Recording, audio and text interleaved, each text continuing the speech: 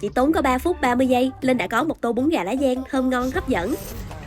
Đầu tiên mình sẽ cho bún tươi vào trong tô, sau đó thêm hành lá, ngò rí và một ít tỏi phi. Thêm vào tô này 2 viên canh gà lá giang sấy thăng hoa của nhà ai súp nữa. Cuối cùng Linh sẽ chế nước sôi vào trong tô và đậy nắp lại trong vòng 3 phút. Thịt gà và lá giang đã nở ra, thơm ơi là thơm luôn á. Linh còn rắc thêm một xíu muối tiêu để tăng độ hấp dẫn cho món này. Thịt ức gà được cắt thành miếng vuông và có ngấm sẵn gia vị nên ăn rất là vừa miệng luôn. Phần lá giang vẫn giữ được độ dai và vị chua đặc trưng. Ăn một miếng bún, húp một miếng nước nóng hổi chua chua, ngọt ngọt thanh thanh, quá là ngon cho một buổi sáng tuyệt vời. Ăn xong rồi Linh đi làm đây. Bye bye mọi người.